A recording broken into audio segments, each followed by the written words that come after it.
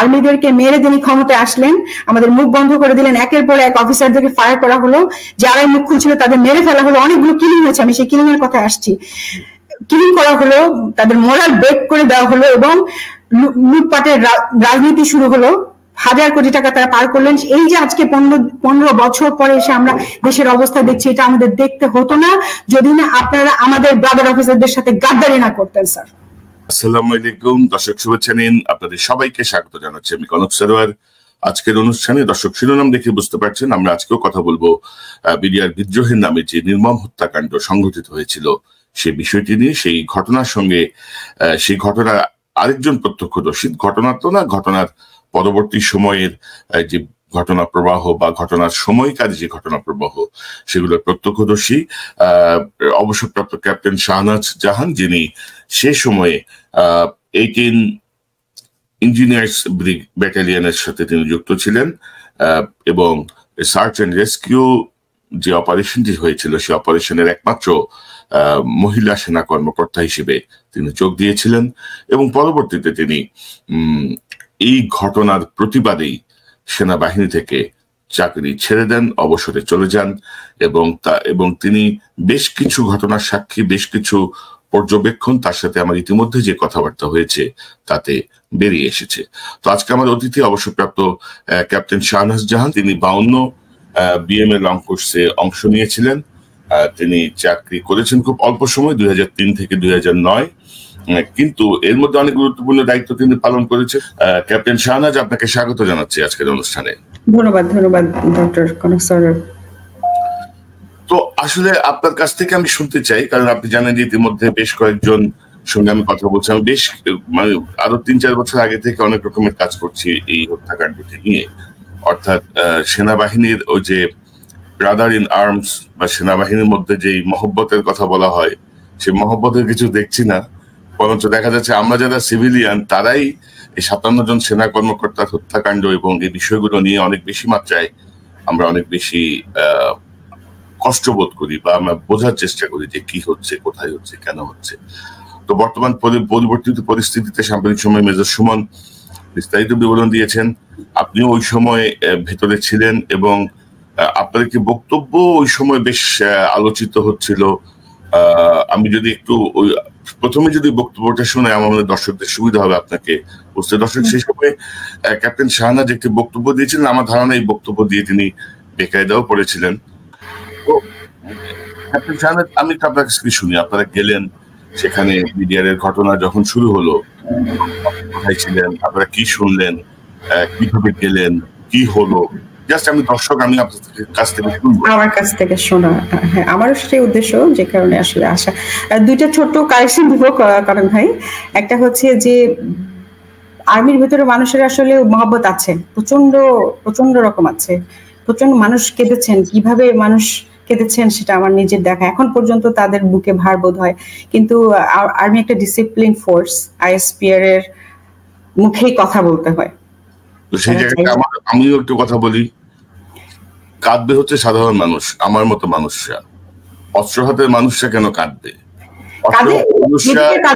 কথা বলেছি। এবং আপনি যদি দেখেন যে মেজর সুমনকে নিয়ে ইলেকট্রিক শক দিয়েছে তারা, মানে এইটাই বলছি আর কি, যে এই যে অধপতন, এই যে জায়গা, যেটা কেন হচ্ছে রে ভাই? আমার 57 জন অফিসার মারা যাওয়ার পরে কনস্পিরেসিটা তো ক্লিয়ার, অলমোস্ট ক্লিয়ার, তারপরেও এরকম একটা ফ্যাসিস্ট গভর্নমেন্টকে আমি কেন সমর্থন দিয়ে রাখবো 15 বছর? ফিউ পিপল, মানে এটা আসলে আমি একটু পরে আসছি, আমার রিসার্চ বলছে ফিউ পিপল, কারণ আমার কোর্সমেটদের সাথে এখনো কথা হয়, দেখা হয়, তাদের তো মানে পালসও জানি।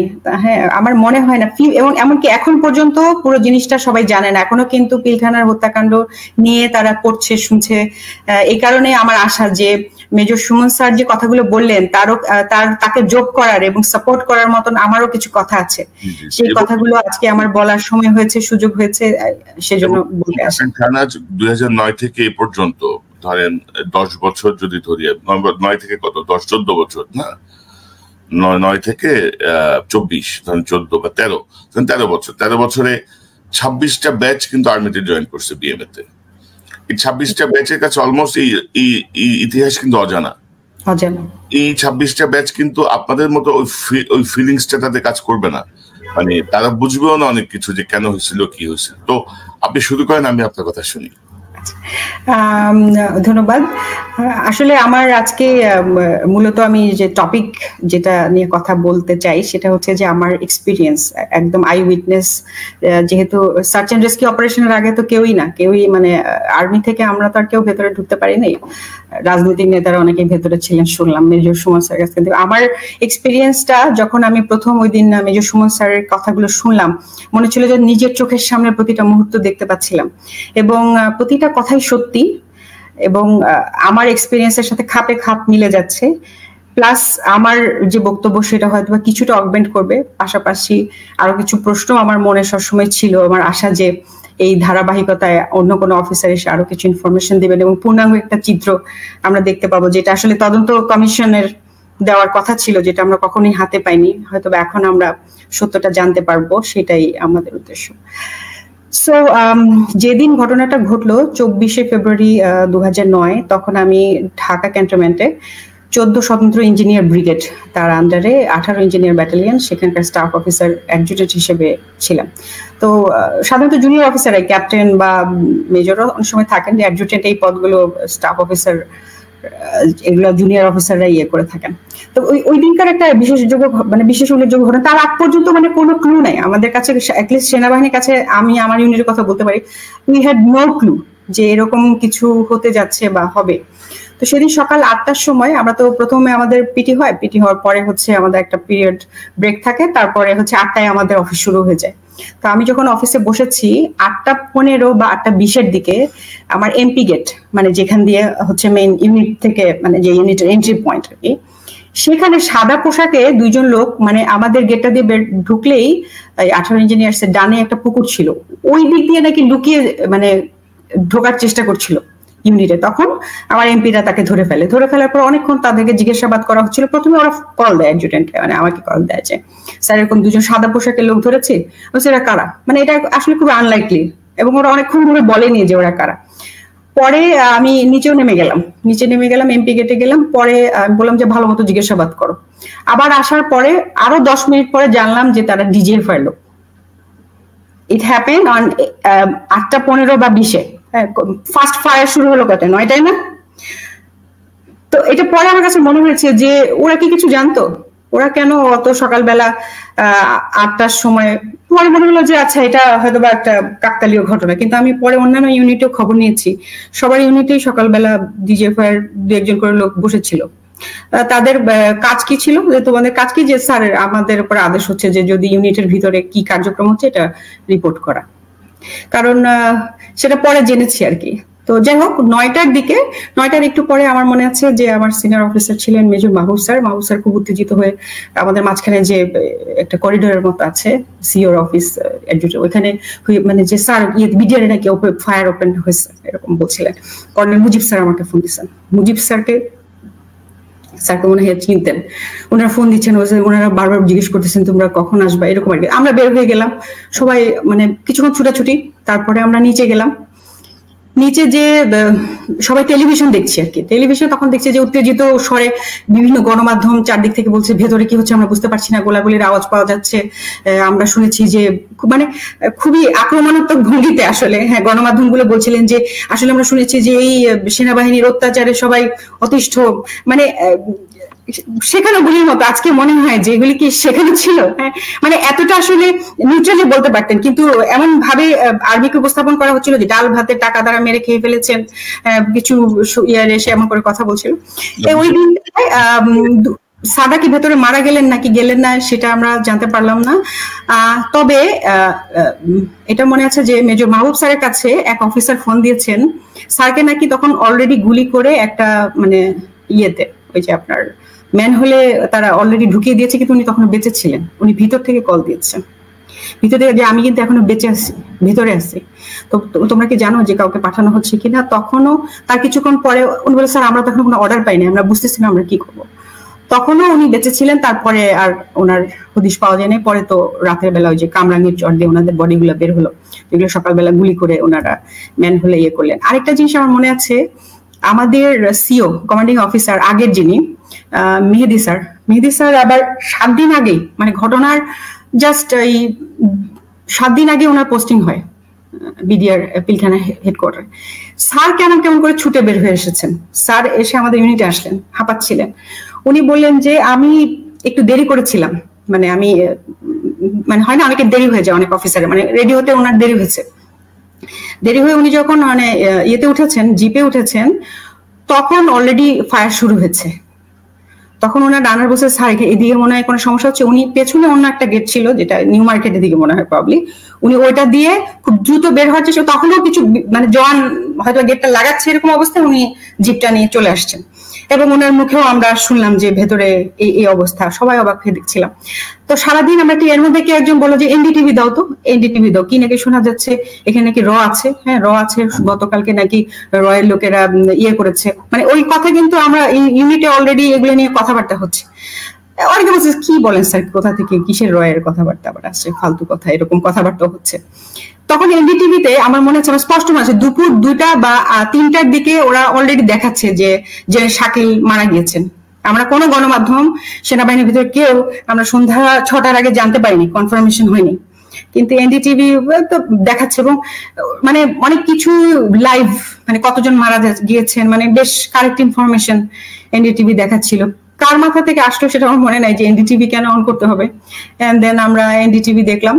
সেদিন আর কি বোকার মতো আমরা বসে থাকলাম, আমাদের জন্য অর্ডার কি সবাইকে জিজ্ঞেস করছেন। এমআইএসটি থেকে বিভিন্ন অফিসাররা, তারা পাগলের মতো ছুটে আসছেন যে স্যার কি হচ্ছে, মানে আমরা কখন যাব, মানে আমরা কেন এখানে ওয়েট করছি। তখন সিও বললেন আমি অলরেডি ব্রিগেড কমান্ডারের সাথে কথা বলেছি, 46 ব্রিগেড মুভ করেছে, এটা ওদের ইয়ে, আমরা সেকেন্ড লাইন হিসেবে আমরা থাকবো। আগামীকালকে হয়তো বা আমাদের ভেতরে, এখনো ওনারা মারা যাননি, এটা ভুল কথা যেগুলো শোনা যাচ্ছে, বেশিরভাগই বেঁচে আছেন, আমরা একটা অপারেশন আগামীকালকে যাবো এমনটা শুনতে পাচ্ছি। তো সেই দিন কিন্তু আমরা কোনো মুভে যাইনি, মানে অর্থাৎ এই আপনি হয়তো বা জানবেন যে ঢাকায় ফুল ফ্লেজেড ডিভিশন নেই, মানে 3টা আলাদা আলাদা ব্রিগেড আছে, একটা সিগন্যাল ব্রিগেড আছে, একটা ইন্ডিপেন্ডেন্ট ইঞ্জিনিয়ার্স ব্রিগেড আছে, আর 46 ইনফেন্ট্রি ব্রিগেড আছে। এছাড়া বেশি এলিমেন্ট গুলো তো আছে, লাইক পিজিআর আছে, এসএসএফ আছে। সো আমরা এটা একটা ইম্পর্টেন্ট না, আমরা একটা ব্রিগেড, আমরা একটা ফুল ব্রিগেড, তো আমরা মুভ করবো না 46 ব্রিগেডের পরে তাদের। তো ওরা যেহেতু আগে ওদের দায়িত্ব, তারপরে সেকেন্ড লাইন ডিফেন্সের জন্য আমাদেরকে ডাকা হবে, পরদিন ডাকা হবে এমনটা শুনলাম। তো সেই দিন আমাদেরকে অর্ডার দেওয়া হলো যার যার বাসায় চলে যাওয়ার জন্য।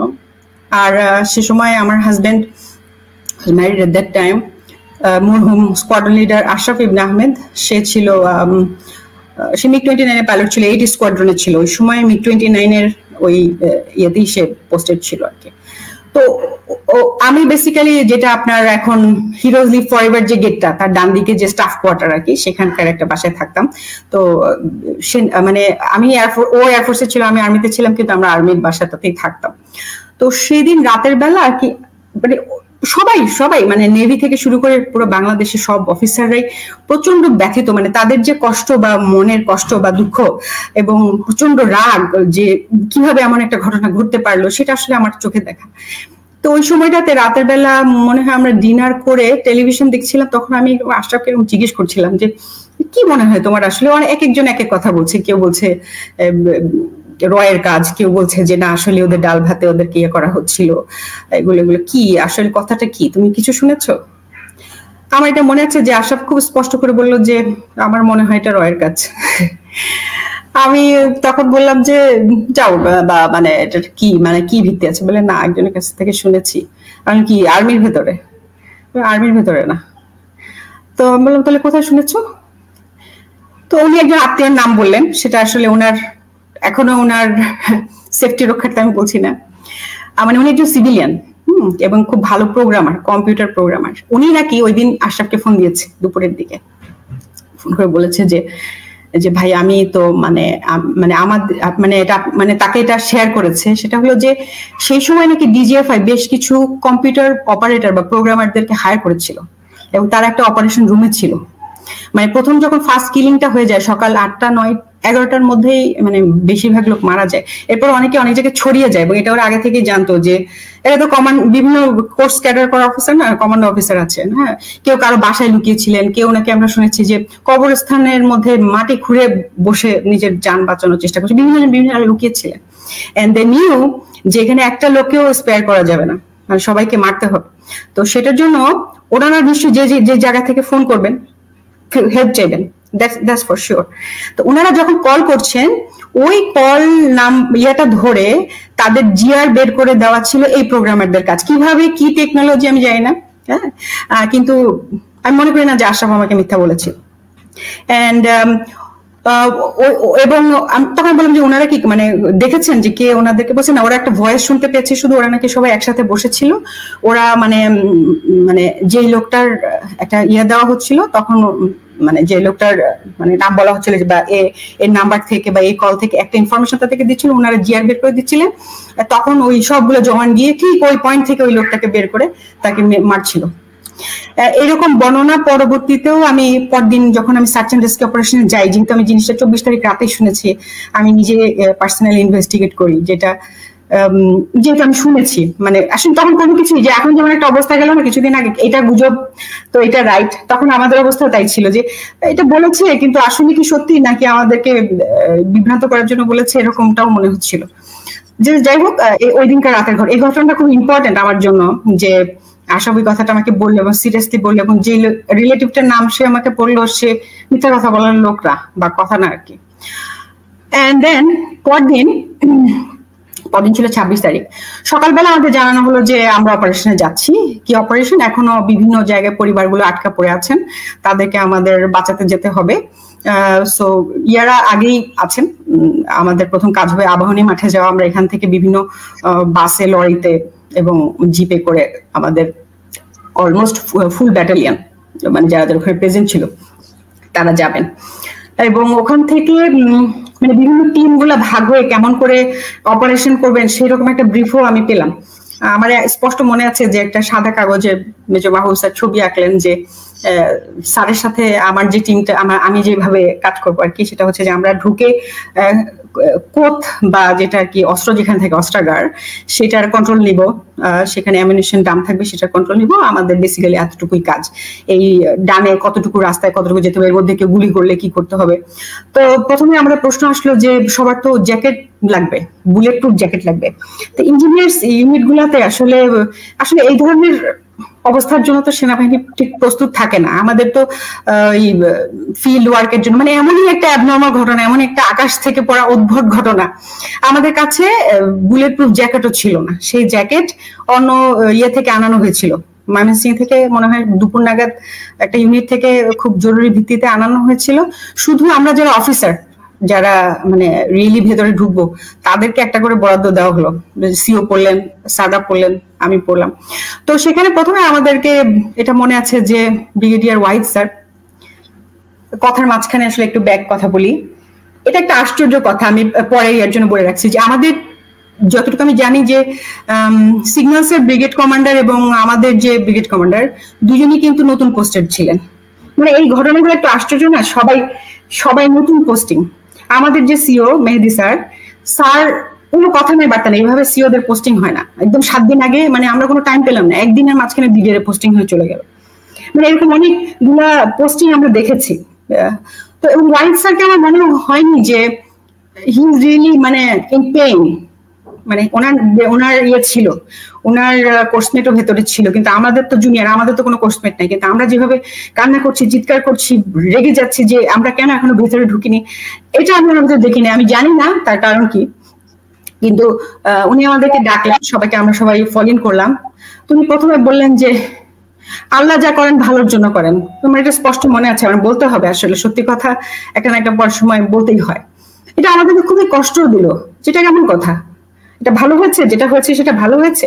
হয়তো আমরা কিছু মিন করতে চাইছি কিনা জানি না, কিন্তু আমরা ওই এবং তোমরা ধৈর্য ধরো, তোমরা শান্ত হয়ে, এত বেশি উত্তেজিত হওয়ার কিছু নাই। এমআইএসটি অফিসার তোমাদেরকে কে আসতে বলেছে, তোমরা কেন আসছো, তোমাদের তো এখানে অ্যাটাচমেন্ট না, তোমরা কেন বলছো না স্যার আমরা আসছি, আমাদের এখন পড়াশোনা করার দরকার নেই, আমরা এখন ইয়েদেরকে ভাই বাচ্চাদের বাঁচাতে যেতে হবে। এটা কিসের আবার বিদ্রোহ, কি কথাই বলো। তেমন কতগুলো জিনিসপত্র হলো আর কি। তারপরে ফাইনালি আমরা বাসে এবং করে আবাহনী বাসে গেলাম। এই ভদ্রলোক এখন কোথায়, ওই ওয়াহিদ সাহেব কোথায়? আমি আসলে জানি না। আমি গত 15 বছর ঠিক কোনো মানে কি এক অভিমান বা কি এক কষ্টে আমি জানি না, আমি কোনো খবরই নেইনি যে কে কোথায় আছেন। তার পেছনে লাগতে যাইনি, কোনো কিছু করতে চাইনি, কারণ মানে আমাদের এটা ছিল যে আমরা হেরে গেছি, আমরা কাউকে বাঁচাতে পারি নাই, সবাই মারা গেছেন অ্যাবসলিউটলি। ধরে ধরে যারা বাঁচার কথা ছিল, যারা ট্যাঙ্কি নিচে চলে গেছেন, তাদেরকে ধরে মারতে হলো। মানে ফেলিয়ারের তো একটা সীমা থাকা দরকার। এটা মানে ফেলিয়ার অ্যাবসলিউটলি, মানে in fact they died in our custody. The truth is, আমরা কর্ডন করেছিলাম, ভেতরে কিলিং হলো, আমাদেরকে ভুল ইনফরমেশন দেওয়া হলো যে আদেশের জন্য অপেক্ষা করো। কোন সিভিলিয়ান আশেপাশে থাকা, আমার কাছে তাই মনে হয়েছে। মানে লাস্ট টাইম মনে হচ্ছে যে sir they died in our custody. আমরা চারদিকে 2 কিলোমিটার দূরে যে বললেন সুমন স্যার, তাদেরকে অর্ডার দেওয়া হলো যে 2 কিলোমিটার দূরে তোমরা চারদিকে কর্ডন করে রাখো। সমস্ত সিভিলিয়ানদেরকে ওখান থেকে সরিয়ে ফেলা হলো। কেউ ভিডিও করবে, ছবি করবে, তার কোনো উপায় থাকলো না। এই লোকগুলো অসহায়ের মতো মারা পড়লো। তো আচ্ছা, এটা হয়তো বা আমি মানে ওয়াহিদ স্যারের বিষয়টা যে এই জন্যই আসলো যে স্যারকে আমরা ওরকম কষ্ট পেতে দেখিনি। পরবর্তীতে আমি যখন চাকরি ছেড়ে দিই, আমি ওনার ইন্টারভিউতে গিয়েছিলাম এবং এই বিষয়ে ওনাকে কিছু কথা বলি যে আপনার এক্সপ্রেশন বা ইয়েটা আমার কাছে ভালো লাগেনি, সেটা আমি ওনাকে বলেছিলাম। তো তারপর আমি গল্পটাতে আসি, আপনি হয়তো ফেসবুকে আমার সেই পোস্টটা পড়ে থাকবেন যে 26 তারিখে কি হলো, যে সারাদিন আমরা আবাহনী মাঠে বসে আছি। আমি একটু পরপরই স্যার দিকে জিজ্ঞেস করতেছি, স্যার আমরা কখন ঢুকবো বা কখন মানে অপারেশন শুরু হবে? দুপুর গড়িয়ে যাচ্ছে, রাত, এর মধ্যে শুনলাম ট্যাঙ্ক আসছে।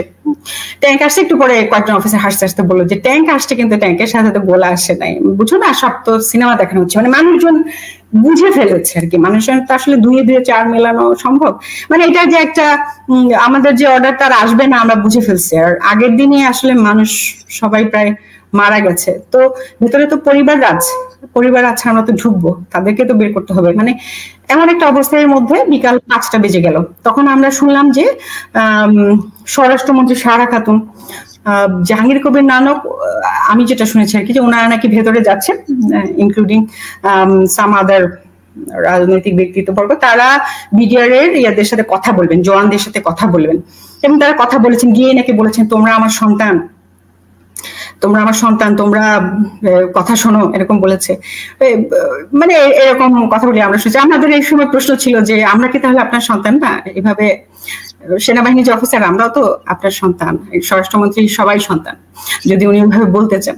এরকম নাকি উনি বলেছেন, এবং এটা একটা পলিটিক্যাল সলভের দিকে যাচ্ছে। So we are not suppose two and allowed to enter. যদিও আমরা অ্যাটলিস্ট আমাদের ইউনিটে আমরা তো সবাই অস্ত্র, অ্যামিনিশন, এতগুলো অফিসার, এতগুলো তাজা অফিসার, সবাই রেডি ছিলাম, সবাই প্রচন্ড ক্ষিপ্ত ছিল, কিন্তু সবার মাথাও ঠান্ডা ছিল যে আমাদের কাজ হবে ভেতরে যে ওনাদেরকে বের করা। এই মানে এটা তো খুব কঠিন অপারেশন না, ইনফ্যাক্ট এই 3টা ব্রিগেডের জন্য এমন কোনো কঠিন কিছু না, কিন্তু সেই অর্ডার আমরা পেলাম না। বিকাল 5টা বা 6টার দিকে আমরা, আমার মনে আছে যেরকম আমি দাঁড়িয়ে আছি, তখন ক্যাপ্টেন আশিক স্যার, হ্যাঁ, উনি আমার ইউনিটের মানে ইঞ্জিনিয়ার স্যারই, উনি আবার ইয়ারি পোস্টিং এ র্যাবে গিয়েছিলেন।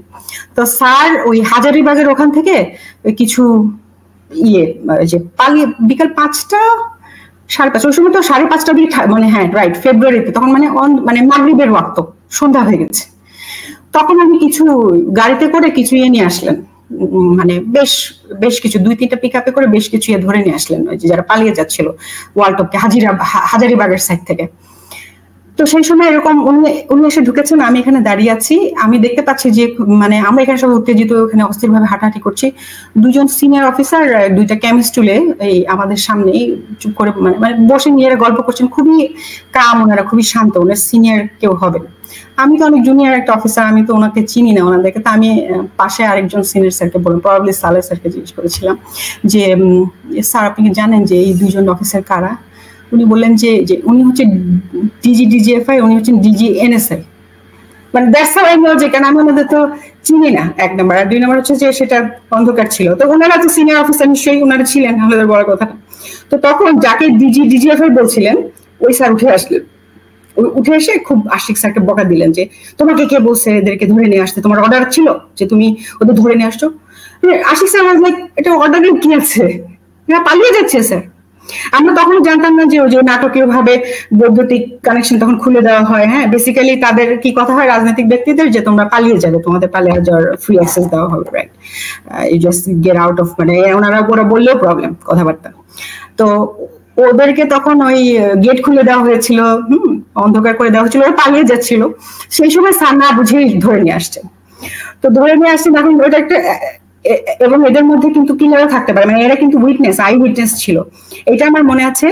তখন আমাকে কি করা হবে বোঝা যাচ্ছিল না। শেষে আমার সিইও ছিলেন না, অন্য একজন অফিসার, আমার সিনিয়র অফিসার, সেটা এখন ঠিক মনে পড়ছে না, মানে স্যার, মানে আমি জানতে পারলাম যেটা আমাদের উপরে দায়িত্ব দেওয়া হয়েছে কি যে আশিক স্যারের কাছ থেকে ওই এগুলোকে, বন্দিগুলোকে, মানে এদেরকে, প্রিজনারদেরকে বুঝে নিয়ে তাদের ব্যাগগুলো চেক করে ওখানে মানে কোনো মেটাল টাইপের কিছু আছে কিনা, কারণ যদি মেটাল টাইপের ওগুলো দিতে যে পরে নাইফ বানাতে পারে বা ওইরকম জিনিস ছাড়া ওইটা চেক করে করে ওদের ব্যাগগুলো দিয়ে ওদেরকে একটা পুলিশের ভ্যান আনা হলো, নীল কালারের ওই যে বড় যে পুলিশের বাসগুলোর মতো, ওই বাসে ওদেরকে তুলে দেওয়া হবে।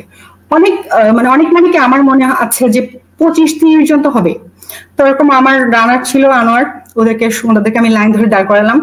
তো তখন আমরা ক্ষিপ্ত, মানে আমরা কার উপরে রাগ ঝাড়বো। এক স্যার এরকম বলছিলেন যে তোদেরকে মেরে ফেলবো, তোরা আমার ভাইকে মারছিস, এরকমও বলেছে। ওইখানকার কিছু হবে, বাকি ওদেরকে সরে নিয়েছে, এই তুমি সরে আসো, তোমার মাথা গরম হয়ে গেছে, সবার হাতে এখন অ্যামুনিশন। তো আমি কাছে থেকে একজনকে জিজ্ঞেস করেছিলাম যে তোমরা কি আসলে মারছো স্যারদেরকে? তো সে আমার দিকে ঠান্ডা চোখে তাকায় বললো, স্যার আমরা কেউ কেউ নিজে মারছি, কেউ কেউ আমরা মারি নাই, আমাদেরকে বলছে যে এরকম সেরকম শুনছি। তা আমি বললাম তোমরা ডেড বডি গুলো দেখছো, ভেতরে কতগুলো ডেড বডি আছে? ওই স্যার অনেক ক্লাস স্যার। মানে ওর কথা শুনে আমার মনে হচ্ছিল না যে ও ওরকম ক্ষিপ্ত বা ওরকম একটা বিদ্রোহী বা ওকে ঘৃণা করে। মানে ব্যাপারটা হলো সে একটা পরিস্থিতির শিকার আর কি, অনেকে করছে স্যার, অনেকে করে নাই। বডি আমাদেরকে যেখানে যেখানে ওদেরকে সরাতে বলছে, তোমরা বডিগুলো করে স্যার আছে স্যার, রুমে রুমে আছে, রুমে রুমে রাখা আছে। মানে মানে ওরা সবাই একটা ভাব দিচ্ছিল যে আমরা জানি না যে মানে কি আমাদেরকে অর্ডার দিচ্ছিল, সবার তো মুখ ঢাকা ছিল, আমাদেরকে যেরকম বলছে আমরা করছি স্যার, এরকম একটা ব্যাপার ছিল।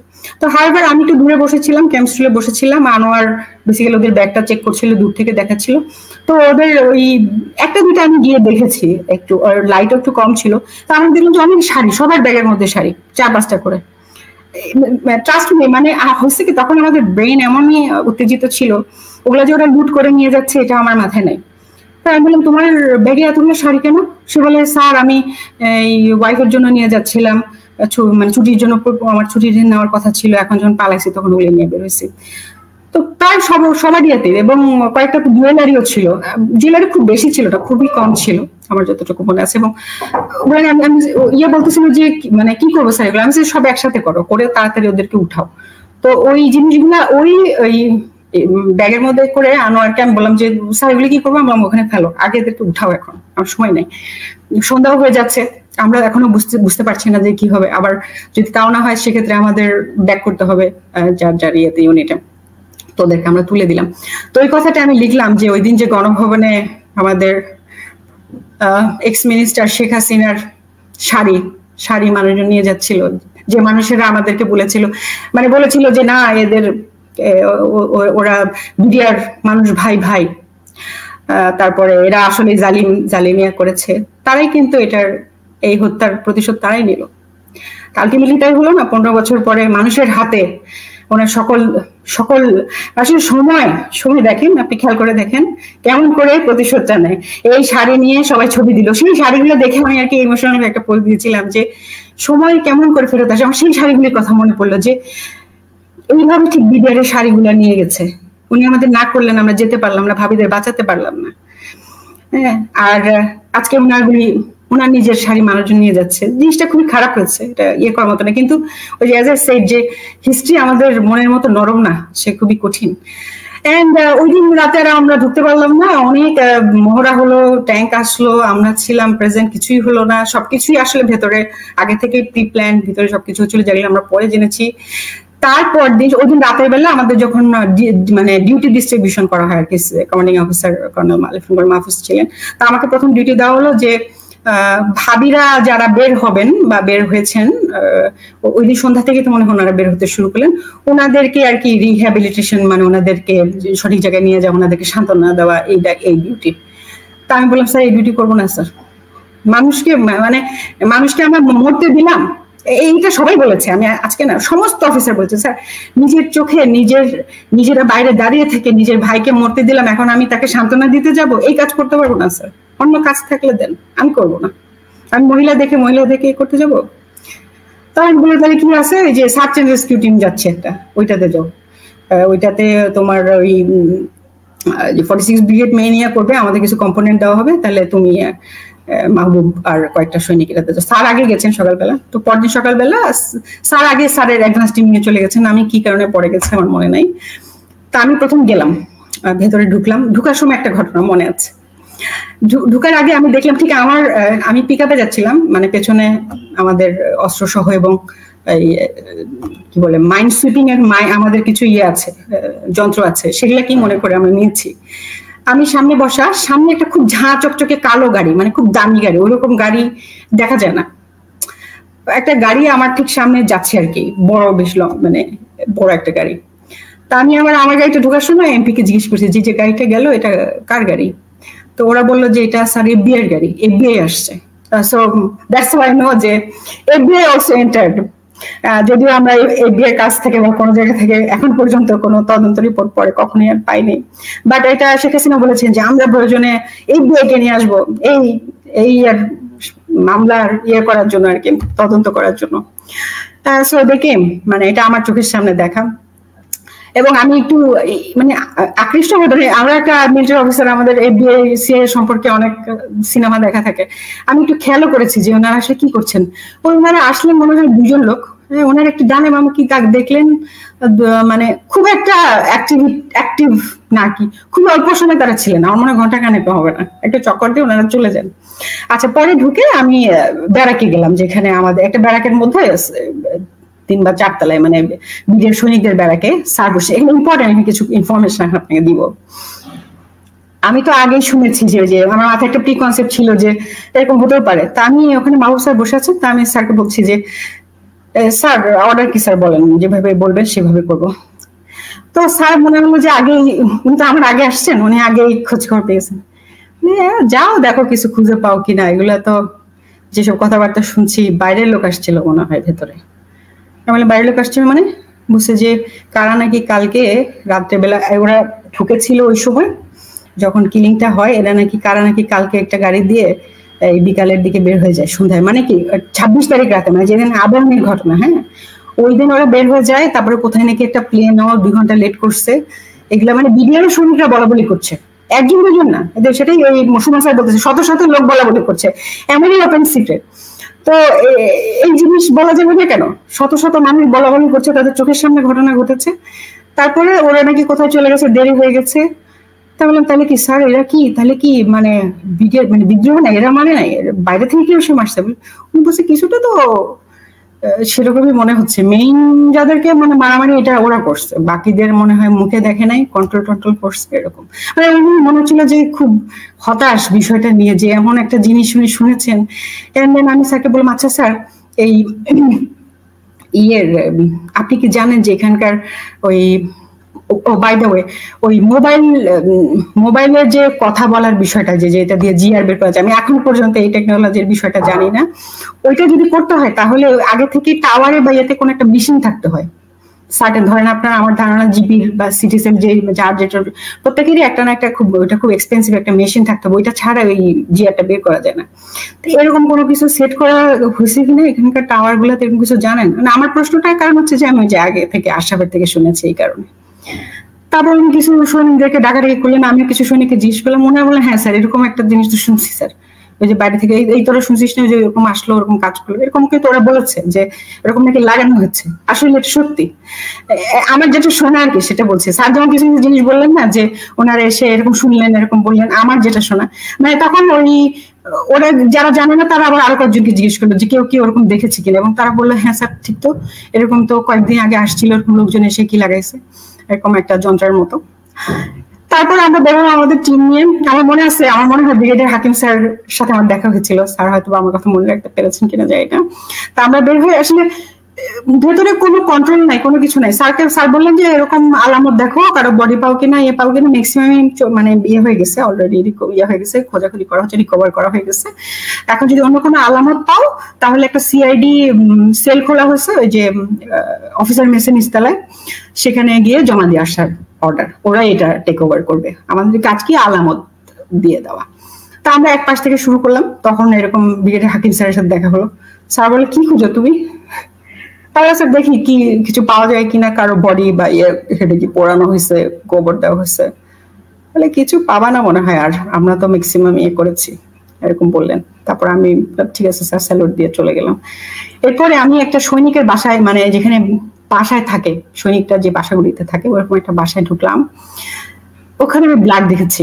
মানে ব্লাডের ট্রেলটা কিরকম, ধরেন একটা মানুষকে যদি কেউ টেনে টেনে নিয়ে যায়, মানে ধরেন রক্তাক্ত কাউকে যদি টেনে টেনে নিয়ে যায়, একটা ব্লাডের ট্রেল থাকে না, তো 2 তলা থেকে টেনে টেনে যদি মানে নিচতলায়, মানে আমি এরকম একটা, মানে আমার কাছে মনে হয় ওইখানে ব্লাডটা বেশি 2 তলা, আমি এটা দেখে রেখে 1 তলায় একটা ঘরের মধ্যে এসে ঢুকেছে। সেখানে আমি ঢুকে দেখি একটা টেবিলের উপরে, ডাইনিং টেবিলের উপরে একটা ল্যাপটপ, এবং ল্যাপটপটা আমি খুললাম, খুলে আমার মনে হচ্ছে যে আমি পাওয়ার বাটনে চাপ দিলাম। একটা মানে মেয়ের ছবি, সুন্দর একটা মেয়ের ছবি, আমার মনে হয় অফিসারের মেয়ে, মানে চেহারা ছবি এগুলো দিকে বোঝা যায় না। What happen I don't know, but very এটা আমি রিপোর্ট করেছিলাম, সাথে সাথে আমি গেলাম সিআইডি ওখানে গিয়ে ওটা রিপোর্ট করে আসলাম যে এখানে ব্লাডের ট্রেল এবং এই ল্যাপটপ পাওয়া গিয়েছে, মানে এটা একটা মানে বোঝা যাচ্ছে যে এখানে একটা কিছু হয়েছে।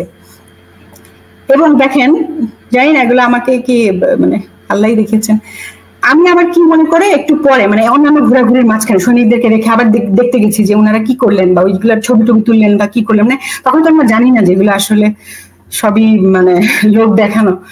ওখানে গিয়ে আমি স্পষ্ট দেখেছি একটা লোক ইয়ে দিয়ে, ওই যে আপনার মপ আছে না, মপ দিয়ে যে ব্লাড মুছে, উনি মপিং করে করে সব মুছে ফেলছেন। আমার দেখা, they are basically destroying all the evidences.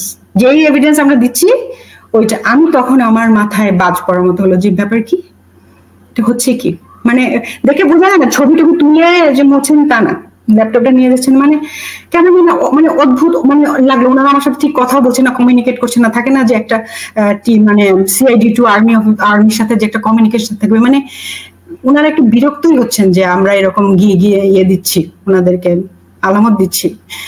আমি পরে জেনেছি যে আব্দুল কাহার আকন্দ, দি আব্দুল কাহার আকন্দ, উনি ছিলেন সিআইডি টিমের হেড, যিনি কিনা শুধুমাত্র আওয়ামী লীগের আমলে থাকতে পারেন, অন্য আমলে কিন্তু উনি থাকেন না। ওনার আওয়ামী লীগের আমলে উনি বঙ্গবন্ধুর হত্যা মামলার ইয়ে করেছিলেন, পরবর্তীতে তাকে চাকরিচ্যুত করা হয়, আবার এই ঠিক বিডের ঘটনার আগে আগে তার চাকরি পুনর্বহাল করা হয়। He is a master on this is what I understand.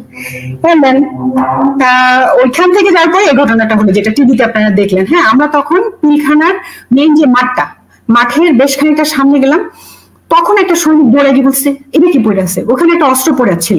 ওই আপনার ঠিক যে জায়গাটাতে কামরুজ্জামান স্যার বললেন না যে ওনারা বের হয়ে আসলেন, কতগুলো লোক তাদেরকে গুলি করলো, আমি এই কথাটা ওই দিন মিলালাম যে ঠিক ওই জায়গাটাতেই কিন্তু ওই অস্ত্রটা ছিল, যে অস্ত্রটা আমি দেখিয়েছি।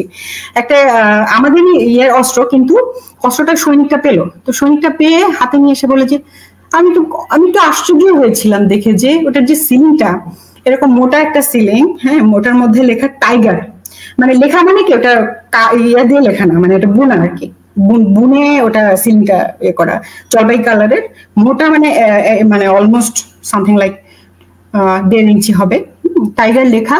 এবং ওটার মুখটা মানে ইয়ার সাথে আমাদের যে নজল থাকে, মানে রাইফেলের যে নজলটা মুখটা, ওটার সাথে ওইভাবে করে বাঁধা। এটা অসম্ভব।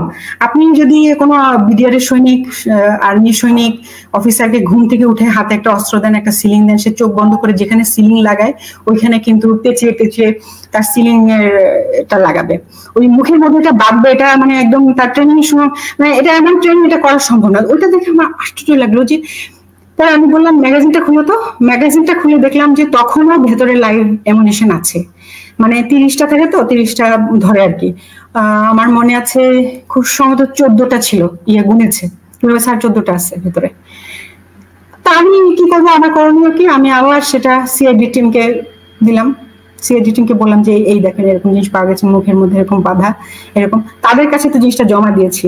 এবং ওই দিন যখন আমি ওইটা করছিলাম তখন কোথা থেকে কতগুলা ওই যে এনটিভির গণমাধ্যমের লোকেরা কোথা থেকে আসছিলেন আমি ঠিক জানি না, ওনারা হয়তো বা এদিক সেদিক ঘুরে ঘুরে ওনারাও কিছু ফিল্মিং করার চেষ্টা করছিলেন।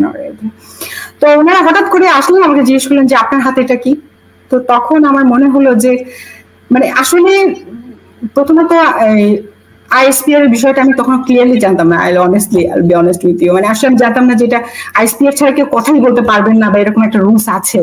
খুব জুনিয়র ছিলাম। আর 2 নম্বর হচ্ছে যে বলা যাবে না কেন, মানে আমার আসলে আজকে পর্যন্ত আমার ভেতরে জিনিসটা এরকম যে এত রাগঢাক কেন। যাদের লোক থাকে, যাদের বেশি মানে মিথ্যা বলার কুচক্রি চিন্তা থাকে, তারা অনেক রাগঢাক করে কথা বলে, আমি কোনোদিনই বলতে পারি না। আমি এমন না যে খুব একটা ভালো মানুষ, আমার অনেক ভুল আছে, কিন্তু আমার ভুলগুলো আমি বলি যে এটা আমার ভুল। তা আমার মাথায় আসেনি, যেটা বলা যাবে না কেন, দেখাই যাচ্ছে। আর দেখেন এই যে দেখেন একটা এই যে সিলিংটা, এবং এটা মানুষকে একটু বলা দরকার, এই ধরনের কোন সিলিং বাংলাদেশ আর্মি বা বিডিআর, অবশ্যই বিডিআর ইউজ করে, বিডিআর বাংলাদেশ আর্মি একই রকমই অস্ত্র ইউজ করে, এখানে আর্মি অফিসাররাই চালায় এটা, এবং এইভাবে এটা বাধা হয় না, এটা আমি বলেছিলাম। এবং সেটা তারা রাতের বেলা ব্রডকাস্ট করলেন। আমি আরেকটা দিয়েছিলাম, ফুটেজ দিয়েছিলাম, আরেকবার ওনারা আবার জিজ্ঞেস করেন আমাকে যে এই গাড়িগুলোর ব্যাপারে কিছু বলুন, এই গাড়িগুলোকে এইভাবে পুড়িয়েছে তারা। তো আমি বললাম যে দেখেন গাড়িগুলো কিভাবে পুড়েছে, মানুষ যখন বিদ্রোহে যখন গাড়ি পুড়ায় তখন কি হয়, এখানে একটু আগুন দেয়, একটুখানি জ্বলে যায়, তাই না? আপনার ঘরে ধরেন আপনি একটা গাড়ি নিয়ে বের হলেন, আপনার রাগে কি আপনার আগুন ধরলো, একটু সিট পুড়ে যাবে, ওগুলা পুড়ে এমন কালো হয়েছে, ওদের স্টিলগুলো পর্যন্ত গলে গেছে। এবং এটার জন্য একটা স্পেশাল পাউডার ইউজ করা হচ্ছিল, পরে শুনলাম। এত মজুদ পাউডার তোমরা পেলে কোথায়? এতগুলো বিদ্রোহী তোমাদের কাছে আগে থেকে পাউডার ছিল? তোমরা পাউডার নিয়ে বসেছিল? এই সবগুলোর মধ্যে পাউডার ছিটিয়ে তারপর তোমরা আগুন দিলাম।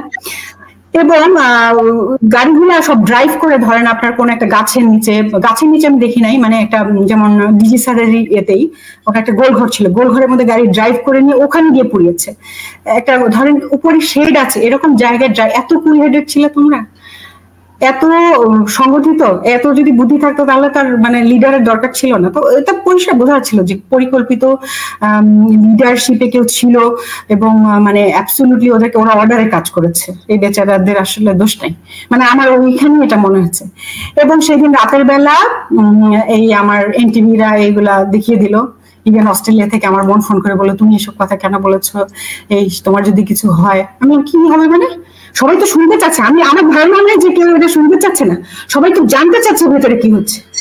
আমি তো দেখেছি, আমি জন্য বলেছি, কেন বলবো না? আই হ্যাড নো ক্লু যে এটা আসলে মানুষ জানতে চায় না, এটা তারা ক্লিন করে ফেলতে চায়, এবং এটা বড় একটা থ্রেট। এবং আমি পরদিন শুনলাম, আপনি এটা বলার পরে আর্মি থেকে কোনো প্রতিক্রিয়া আসলে আপনার কথাটাই বলছি ক্যাপ্টেন শাহনাজ, আমি বক্তব্যটা প্রথমে দেখিয়েছি, আমি আবার একটু দেখাতে চাই দর্শকদের কাছে আরেকটু ক্লিয়ার করার জন্য। এসএমজিটি সিলিংটা নরমাল সিলিং এর মতো না, একটু টেল ইউ দ্যাট এই সিলিং বাইনোকুলারটা আমরা আরবিতে ব্যবহার করি না, আমার জানা মতে বিডিআর ব্যবহার করে না। জি, প্রতিক্রিয়া আসলে আপনার অফিসারদের কাছে। এক্স্যাক্টলি, মানে এটা আসলে ওই সময় যখন কিনা সমস্ত মিডিয়াকে ম্যানেজ করা হয়েছে, এক্সেপ্ট ইউ, আপনি তো ডেলটপকে রিপোর্টটা করে দিয়েছিলেন, হ্যাঁ, সমস্ত মিডিয়া ম্যানেজ, সমস্ত লোকজন ম্যানেজ, সবাই জানেও। ইনফ্যাক্ট আমি এক বোকা লোক, আমি কিছুই জানি না আগাপাশতলা, আমি ওখানে ওটা দেখে মানে ডাইরেক্ট বলে দিয়েছি এটা, মানে ওই সময় কিন্তু মানে দেখেন আজকে 15 বছর পরে আমরা জানি যে এখানে ব্ল্যাক ক্যাট ছিল, এখানে র ছিল, বাইরের লোক ছিল, আরো আসবে সবকিছু জানা যাবে। কিন্তু ওই দিন 27 তারিখে আমার ওই স্টেটমেন্ট কিন্তু পুরো জাতিকে একটা চিন্তায় ফেলে দিয়েছে যে ব্যাপার কি, এটা আবার কেমন কথা, তাই না? একটা কোশ্চেন তো হয়েছে, সেটা যে একটা প্রবলেম ছিল সেটা তো আমি জানি না। এবং কারা আসলে আমাকে দিলেন, মানে থ্রেট দিলেন, সেদিন রাতের বেলা আমি শুনলাম যে আমার সিও কমান্ডিং অফিসার, মানে এই বোকা অফিসার ক্যাপ্টেন, সে যে কথা বলেছে স্বাভাবিকভাবেই তার কমান্ডিং অফিসারকে এটা দায় নিতে হবে, এরকমই হয়।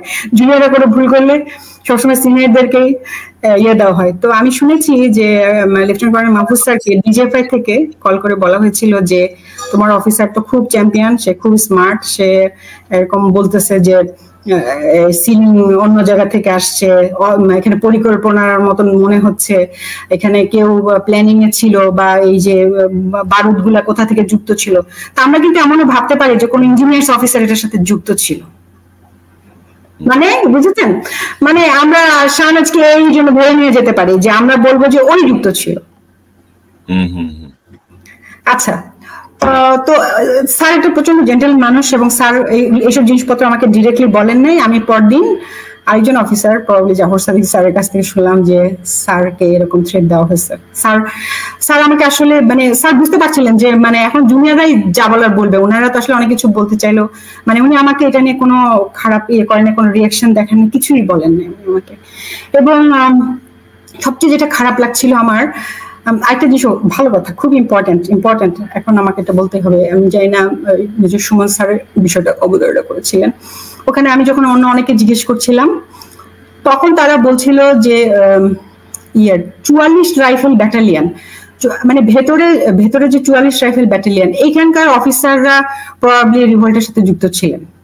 মানে এই ফুল কিলিং এর প্রসেসে তারা যুক্ত ছিলেন, এরকম কথাবার্তা শুনেছিলাম ভেতরে যখন তারা ছিলেন।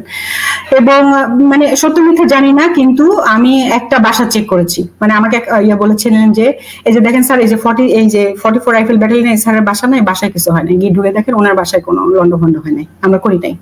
মানে কথা ছিল যে ওনাদের বাসায় লন্ডভন্ড করা যাবে না। এই যেগুলো যেগুলো মনে আসছে আসলে মানে বলে দিচ্ছি আর কি। তখন যে শামসার 44 রাইফেল ব্যাটালিয়নের শামসার বের হয়ে পরে কিন্তু অনেক গল্প বললেন গণমাধ্যমে, যে আমাকে পয়েন্ট ব্ল্যাঙ্ক রেঞ্জে ওরা গুলি করতে চেয়েছিল, তারপর আমি মরি নাই।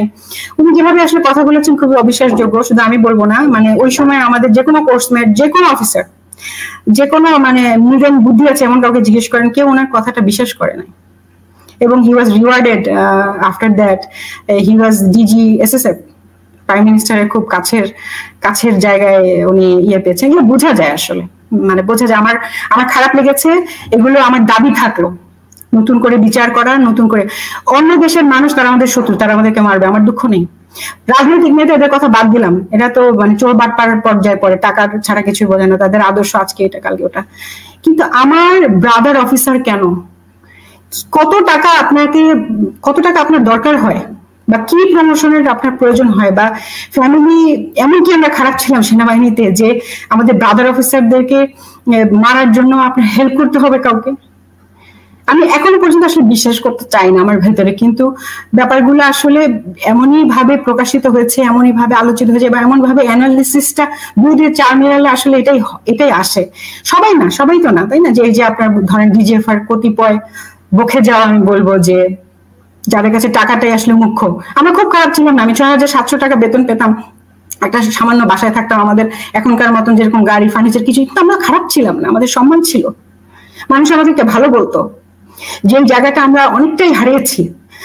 তো আসলে আমি একটু এখন হয়ে যাচ্ছি, মানে আমি কষ্ট পেয়েছি যে আমার ব্রাদার অফিসারটা আমার বিশেষ দিকে দিয়েছে।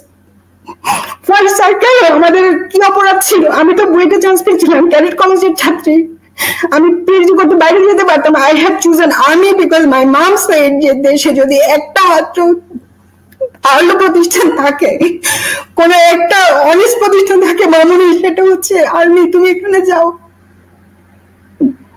And you broke our trust. You completely broke our moral. আল্লাহ মরতে হবে।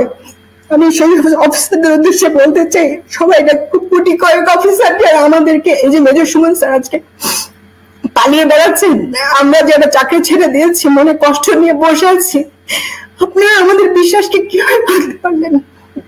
কি কারণে, কিসের জন্য, কেন 57 জন অফিসার এভাবে মারা পড়লো? এতগুলো সন্তান আমি অনেক জিজ্ঞেস করেছি, আপনি বিশেষ করে আমি বন্ধ রাখেন, আমি অনেক জেনারেলকে জিজ্ঞেস করেছি যে স্যার কেন, আমি কি জানতে পারি? আপনারা তো অনেক সিনিয়র, হয়তো আপনারা জানেন, আমরা জানি না, যে আমি এতদিন পরে জানতে পারলাম। আমি শুনেছি কিছু ফজলুর, তারপর সেরকম অল্প কথা আসছিল। অনেক স্যাররা বললেন যে শাহনাজ ওদেরকে হয়তো বা প্রাণের ভয় দেখিয়েছিল, এমন হতে পারে না যে ওদের ফ্যামিলি মেরে ফেলবে, 44 রাইফেল ব্যাটালিয়ন। স্যার ওরা কেন হেল্প করলো, কেন করলো? বলে হয়তো ওদেরকে প্রাণের ভয় দেখিয়েছে। That is the point. আমাদের প্রাণের ভয় আছে জেনে আমরা ইউনিফর্ম পড়েছি।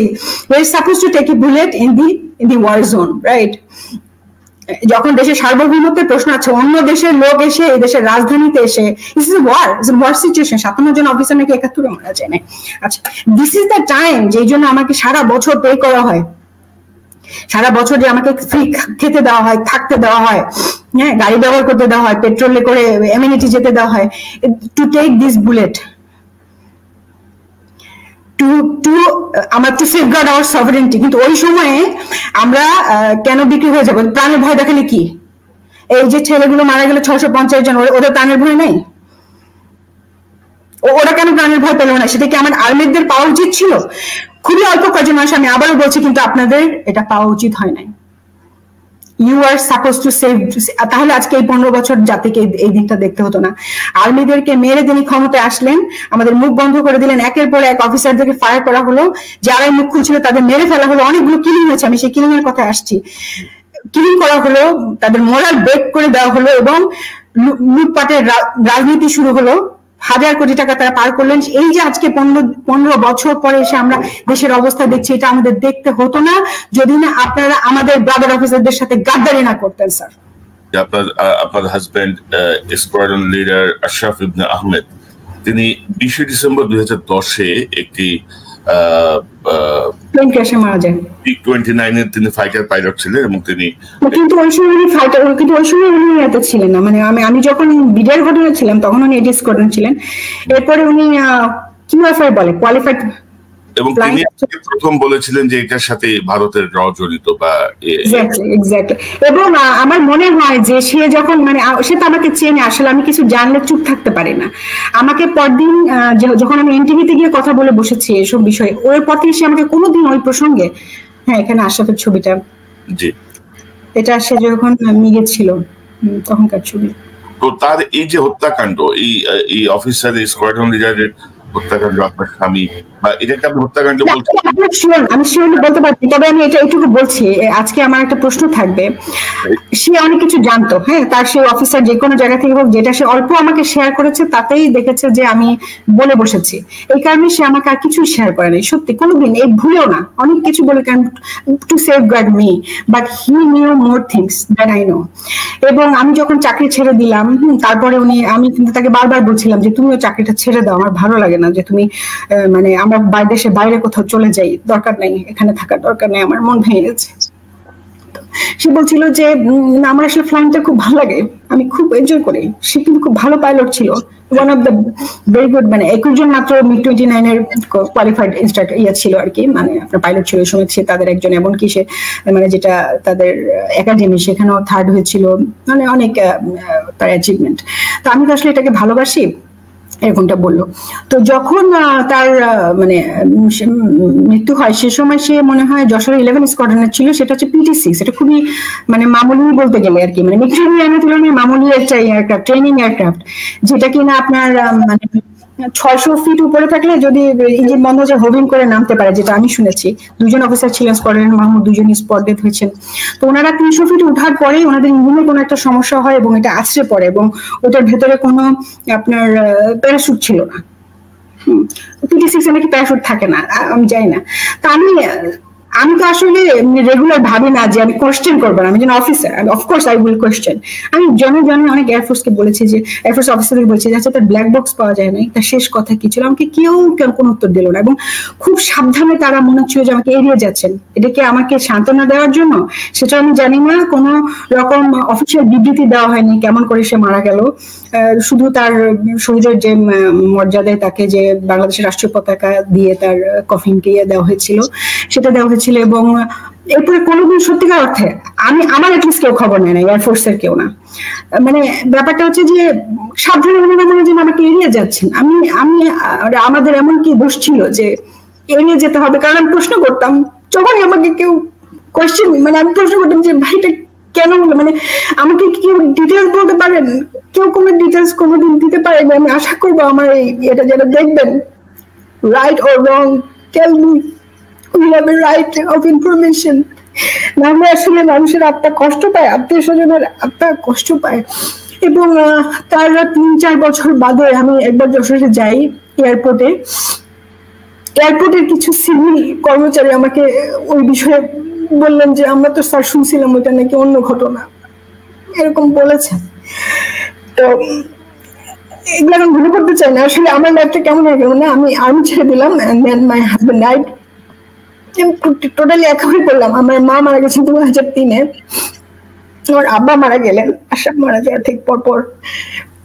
আর আমি আমার মনকে তখন শক্ত করেছিলাম যে আমাদের পৃথিবীতে আসলে খুব কঠিন, আর এখানে আসলে কোনো ধর্ম নেই। আপনি একটা কথা বলে আজকে পৃথিবীতে যে আমরা বলি না হিন্দু মুসলমান অমুক তোমাকে এই দেশ ওই দেশ, পৃথিবীতে 2টা গ্রুপ, একটা হচ্ছে ভালো গ্রুপ, ভালো মানুষ, তাদের লোভ নেই, কিছুতে কিনতে পারবেন না। আর একটা হচ্ছে লোভী গ্রুপ। এই সব ধর্মে আছে, সব দলে আছে, সব দেশে আছে, মানুষের এই 2টাই ভাগ, গুড আর ব্যাড। আপনাকে সিদ্ধান্ত নিতে হবে আপনার লাইফ টাইমে আপনি কোন দলে জয়েন করবেন, কষ্ট করে বাঁচতে হবে, যদি সৎ পথ নিতে হয় তাহলে কষ্ট করেছি। আমি গত 10 বছর অনেকগুলো চাকরিতে ঢুকেছি, বের হয়েছি, তবে চেষ্টা করেছি যেখানে গিয়েছি। আমি সেনাবাহিনীকে ভালোবাসি, যত ওভারঅল আমার ইউনিফর্মকে আমি ভালোবাসি, আমি এর মান উন্নত রাখতে চেষ্টা করেছি। সবাই আশা করি প্রশংসাই করবে। যেখানে চাকরি করেছি, ব্র্যাক ইউনিভার্সিটিতে করেছি, ইউল্যাবে করেছি, শেভরন বাংলাদেশে করেছি, চেষ্টা করেছি, খুব কষ্ট করেছি, এবং এগুলো আমি কারোর সাথে শেয়ার করি নাই, বলি নাই। আজকে যখন এতগুলো বছর পরে এই বাচ্চারা নামলো একে পর এক, এই মুগ্ধ, তারপরে সাইদের মতো ছেলেরা মারা যেতে থাকলো, আমার মনে হচ্ছিল যে এইগুলো ওদের নেওয়ার কথা ছিল। আমাদের মতো কাওয়ার্ড, আমরা যেদিন গুলিগুলো নিতে পারি নাই, রোড, এখনো আমাদের সময় আছে to get down on road, to tell them sorry to the new generation, to Gen Z. We're sorry, we could not create a beautiful world for you. তোমরা আজকে এত বিচ্ছিরি একটা পৃথিবী দেখছো, এত বিচ্ছিরি একটা বাংলাদেশ দেখছো, বিকজ অফ আস। সো এখনো সময় আছে। আমি, আমার হাজবেন্ড, আমার 4 বছরের বাচ্চাকে নিয়ে আমরা আন্দোলনে নেমেছিলাম। তাকে নিয়ে আমরা প্রায় 3-4 কিলোমিটার আন্দোলন করেছি। মানে ওই মনের ভেতরে ওই এগুলো আসছে। তারপর ওদের স্পিরিট দেখলাম, আমি খুব আশাবাদী, আমি এবং খুব শঙ্কিত যে অন্য কোনো মানে ষড়যন্ত্র এসে যাতে তাদের এই সাফল্যকে নষ্ট করে দিতে না পারে। জন্য যেটা করা হয়েছিল, কয়েকটা কিলিং হয়েছিল। আপনারা শুনেছেন যে হেলিকপ্টারের একটা অফিসারের মৃত্যু হয়েছিল, আরেকটা অফিসারের মৃত্যু হয়েছিল সিলেট থেকে আসার পথে। ওনার নামটা আমি এখন মনে করতে পারছি না, আমাদের কোর্সের না, সিনিয়র একজন জিওসি মারা গেছে, 2জন জিওসি মারা গেছে। না, জিওসি তো মারা গেলেন 2জন। হ্যাঁ, মানে আমার মতন অফিসার আর কি, হয়তো কথা বলতে চেয়েছেন, কষ্ট পেয়েছেন, কোন মুভ করবে ওরা ভয় পেয়েছে, এছাড়া মারা যাওয়ার আর কি কারণ? আমাকে কেন মেরে ফেলেন আমি জানি না, মনে হয় আল্লাহ আমাকে কোনোভাবে সেভ করেছেন, অথবা আমি নিতান্তই ছোট মানুষ দেখে আমরা ছেড়ে দিয়েছেন, ধন্যবাদ তাদেরকে, কি বলবো। তো সাদা হয়তো বা মুভ করেছিলেন জিওসি, সব জিওসি ওই সময়কার জিওসিরা তো মানে অনেক ইয়ে ছিলেন, স্যারদেরকেও দেখতাম। এমনকি শাকিল স্যার কিন্তু আমাকে আমার টিপস পড়িয়েছিলেন, স্যার রংপুর ইয়ার জিওসি ছিলেন। আমি যখন সেকেন্ড লেফটেন্যান্ট থেকে লেফটেন্যান্ট হই, স্যারকে আমি পার্সোনালিও চিনতাম, মানে স্যার আমাকে র্যাঙ্ক করেছিলেন, কংগ্রাচুলেট করেছিলেন। ম্যাডামকে চিনতাম, ম্যাডামের সাথে কাজ করার সুযোগ হয়েছে। রাতুন তখন ছোট ছিল, তাকেও আমি কয়েকটা প্রোগ্রামে দেখেছি। তো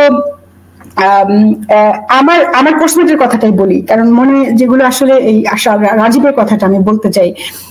এরপর কিছু কিছু কিলিং হলো, আমরা দেখলাম যে ওই মোটরসাইকেলে মানে দুর্ঘটনা, সবই দুর্ঘটনা করে দেখানো, এটা রয়ের একটা স্টাইল। আমার মনে হয় আমার এতদিনের রিসার্চ কার তাদের মারার স্টাইল হচ্ছে এই আপনাকে কেউ ট্রাকে করে মানে কেউ আপনাকে ফেলে দিবে, অথবা আপনাকে মানে এমন ভাবে মারা যাবেন যে বোঝা মানে মনে হবে যে অ্যাক্সিডেন্ট, কিন্তু যার মেসেজ পাওয়ার কথা সে পাবে। তো রাজীবের কাজটা ছিল তাদের খুবই কাঁচা। কেন কাঁচা বলছি,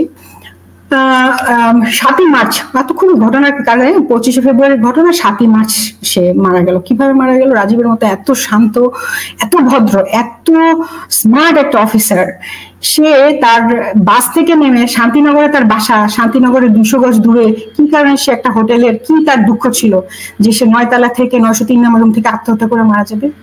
এটা কোনো যুক্তির মধ্যে পড়ে? এটাকে একটা মানে একটা মেয়েকে দিয়ে পরে ওরা এটাকে কভার করতে চাইলো যে সে নাকি কোন গার্লফ্রেন্ডের সাথে ওখানে গিয়েছে। আরে গার্লফ্রেন্ডের সাথে যাওয়ার জন্য তার হোটেলে যেতে হবে, ওইখানে তাকে মিট করতে হবে? অফিসাররা এরকম হয় না আসলে। অফিসারদেরকে যারা চিনে তারা মানে বা কাছাকাছি, অ্যাটলিস্ট রাজীবকে যারা চিনে তারা বিশ্বাস করি, আমরা বিশ্বাস করি। এবং ঘটনাটা কি হচ্ছে, ঠিক তার মৃত্যুর পরপরই আমাদের কিছু কোর্সমেট সেখানে পৌঁছায়, একজন কুসুমত হিমেল, সে একটা ইয়েতে বলেছিল যে দোস্ত আমি যেটা দেখলাম যে ভেতরে 903 মানে 3 নম্বর রুমে আমি একদম সাথে সাথে যাই, মানে ঘটনা যখন মানে আর কোর্সমেট সেই জন্য সে গিয়েছে, যে 5-6 জন মিলে ধস্তাধস্তি করলে একটা রুমের যেরকম অবস্থা হয় ওরকম। তো গার্লফ্রেন্ড থাকলে কেউ ধস্তাধস্তি করেছে? ওখানে ব্লাড কেন? কে কাকে মেরেছে? কোনো মেয়ের তো কোনো ট্রেস পাইনি আমরা।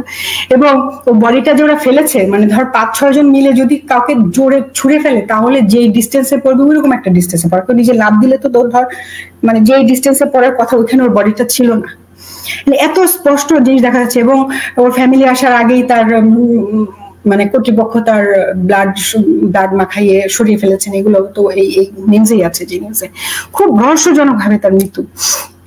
তো কেন এই মৃত্যু হচ্ছে বা কি হচ্ছে, মানে এটা তো আসলে আমার পক্ষে বোঝা সম্ভব ছিল না। এই সময়ে এই 3 বা 4 মার্চের দিকে, ওই সময় একটা ঘটনা আমার মনে আছে, যে আমি আজকে প্রশ্ন করবো প্লাস বলবো। এবং আমার ধারণা, যে এখন ধারণা বলতে হবে আসলে, কারণ তদন্ত তো হচ্ছে না, ধারণাগুলো বলি যদি ওনারা আমাদের স্পেকুলেশনও ইয়ে করেন আর কি, গ্রাহ্য করেন। ওই সময় 3 বা 4 তারিখের দিকে আমি একটা ইমেল পেয়েছিলাম, আমি একটা আননোন সোর্স থেকে একটা ইমেল পেয়েছিলাম, মানে পুরো বিডিআর ঘটনাটা কেন হলো, কিভাবে হলো, এবং ওই কথাগুলোর মধ্যে যে রৌমারী সীমান্ত, পাদুয়া সীমান্ত, ব্যাকগ্রাউন্ড কি, অনেক বড়, মানে 10-12 পাতার খুব ভালো ইংরেজিতে লেখা, খুবই মানে লুকস লাইক এ মানে ভেরি গুড রিপোর্ট, মানে গুড রিপোর্ট, এরকম অ্যাটাচমেন্টে মানে ইমেলটা আমার কাছে আসছিল।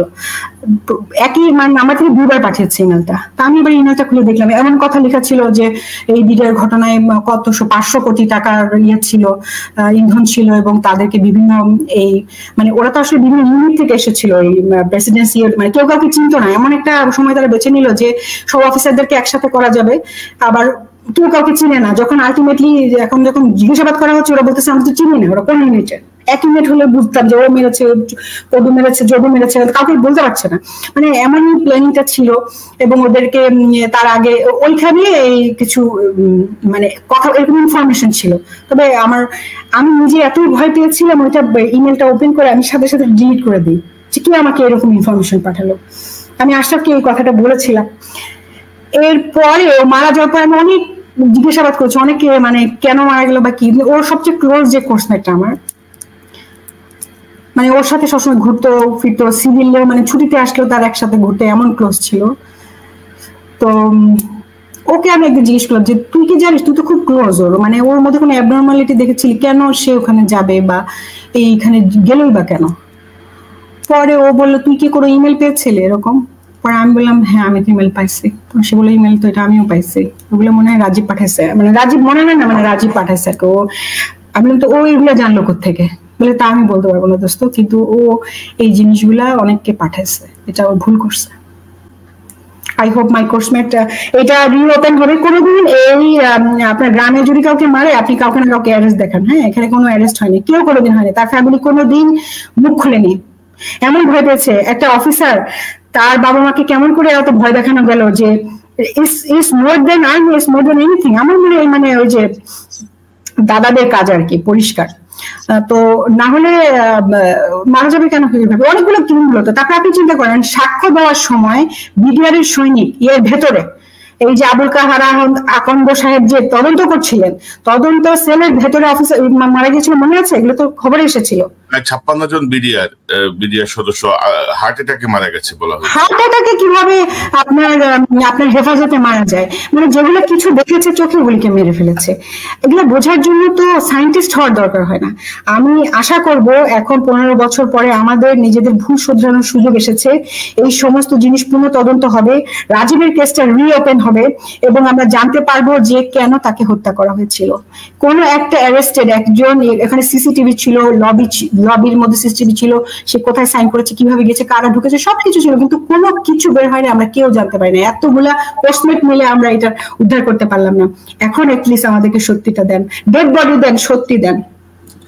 রাজীবের পাশাপাশি আপনার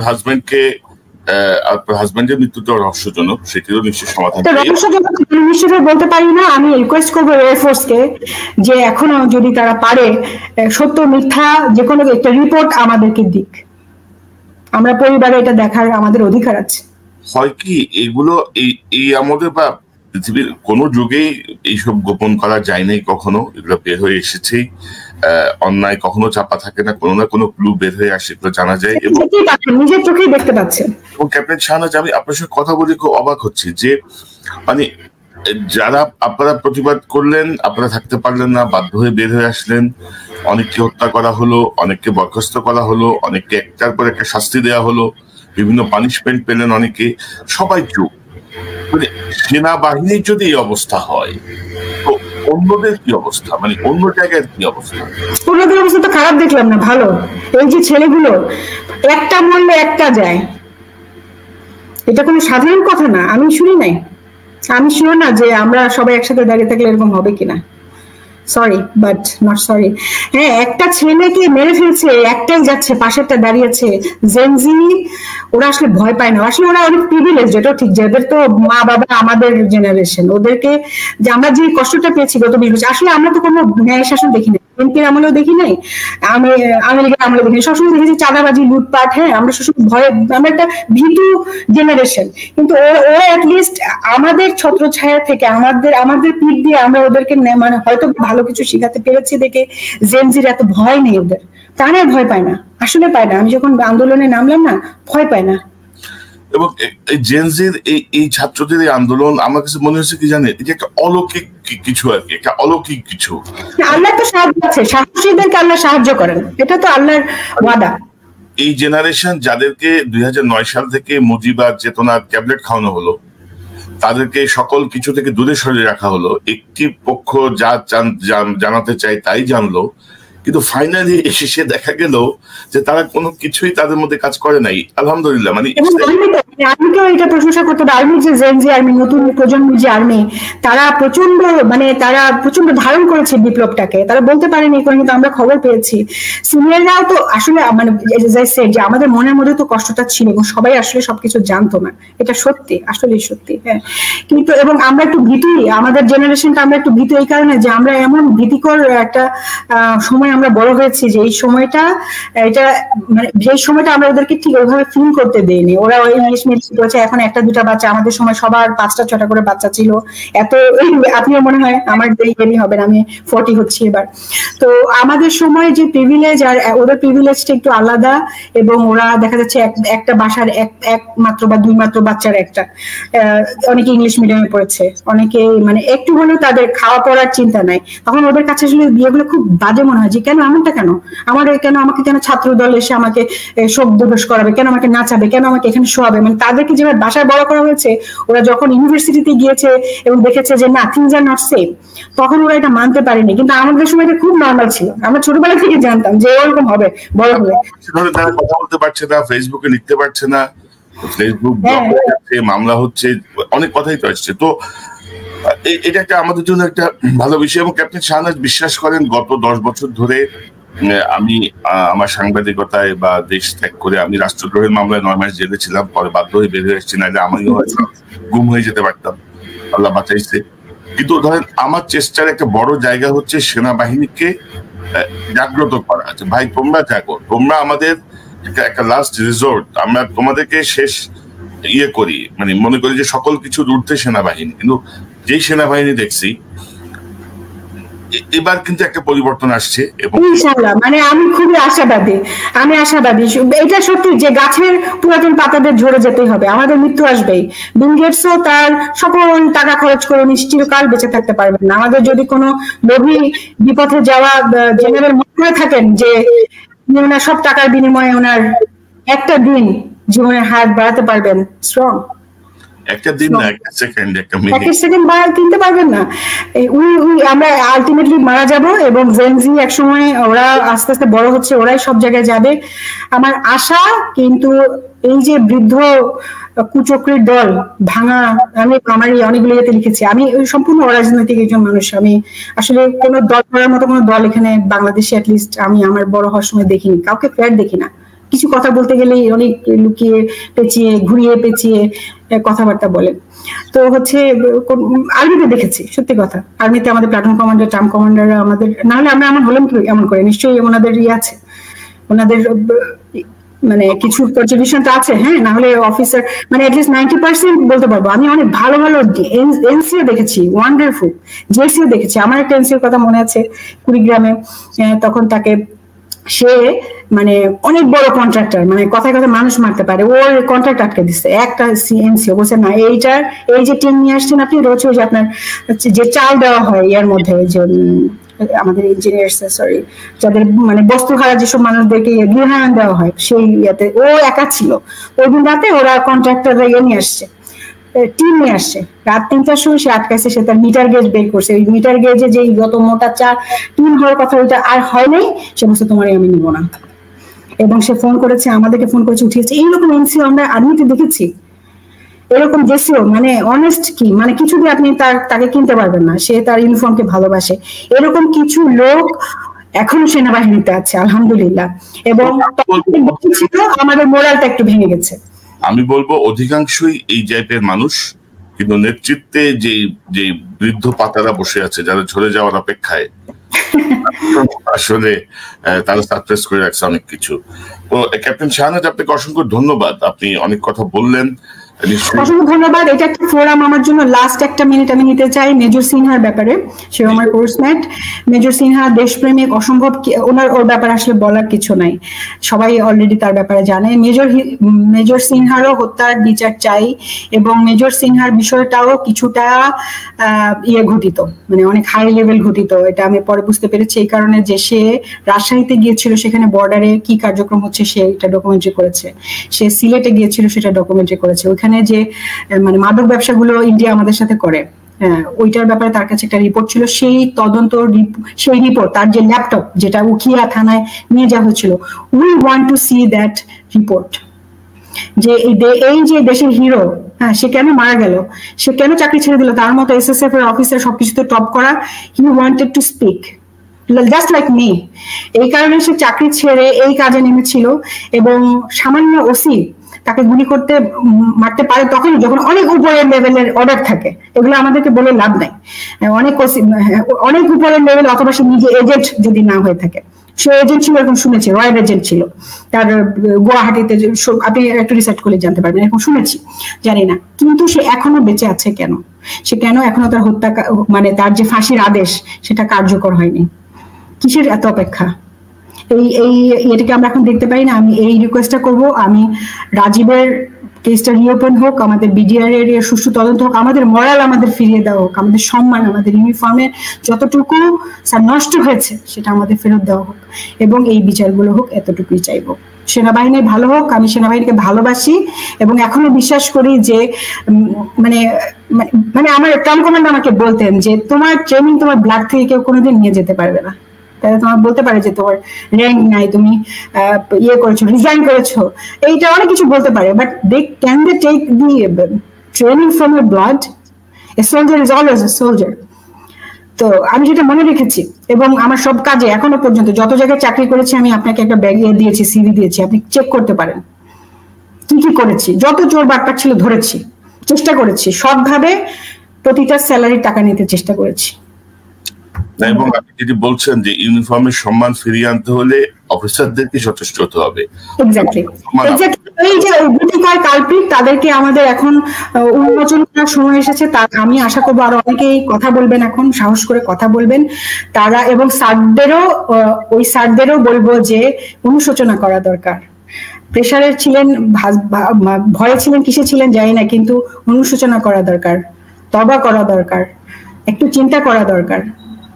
আপনারই সন্তান, আপনারই বংশধরদেরকে রেখে যাচ্ছেন এই দেশে, এটা চিন্তা করতে হবে। জি, ক্যাপ্টেন শাহনাজ, আপনাকে অসংখ্য ধন্যবাদ। নিশ্চয়ই নতুন কোনো তথ্য পেলে বা কেউ যদি আমার সঙ্গে কথা বলতে চায়, আপনার পোস্টমেট ব্যাচমেটদের মধ্যে নিশ্চয়ই আপনি তাকে উদ্বুদ্ধ করবেন কথা বলার জন্য। এবং আস্তে আস্তে যদি সবাই যখন কথা বলা শুরু করবে, আমার মনে হয় যে একটা চাপ অটোমেটিক তৈরি হবে, অনেক কিছুই পরিবর্তন হবে। আমরা আমাদের সেনাবাহিনীকে আবার শতভাগ চেনা রূপে ফেরত পাবো, ইনশাআল্লাহ চেনা রূপে ফেরত পাবো। আপনাকে অসংখ্য ধন্যবাদ। আপনাকে। দর্শক, এতক্ষণ যারা অনুষ্ঠান শুনলেন, ক্যাপ্টেন শাহনাজ অনেক আবেগ নিয়ে, অনেক তার যে অভিজ্ঞতা, তার যে পর্যবেক্ষণ, সবকিছু তুলে ধরলে নিশ্চয়ই আপনারা বুঝেছেন যে BDR এর বিদ্রোহের নামে যে হত্যাকাণ্ড চালানো হয়েছে, একটি সুপরিকল্পিত হত্যাকাণ্ড, বাংলাদেশ সেনাবাহিনীকে পঙ্গু করে দেওয়ার একটি ষড়যন্ত্র, যেটি আসলে শেখ হাসিনার পরিকল্পনায়, ভারতের সহযোগিতায় একটি মঞ্চস্থ হয়েছে, এটি বাস্তবায়িত হয়েছে। কিন্তু দুর্ভাগ্যজনক, আমাদের সেনাবাহিনীর গত 15 বছর এই বিষয়টিকে ধামাচাপা দিয়ে গেছেন, আলামত নষ্ট করার চেষ্টা করেছেন। এবং এই ঘটনার সঙ্গে আরো যদি কোনো প্রত্যক্ষদর্শী, আরো যদি কোনো ব্যক্তি থাকেন যারা দেখেছেন অনেক কিছু, যারা এখনো মুখ খোলেননি, দয়া করে আমার সঙ্গে যোগাযোগ করুন। আবারও দেখা হবে ইনশাল্লাহ। আসসালামু আলাইকুম।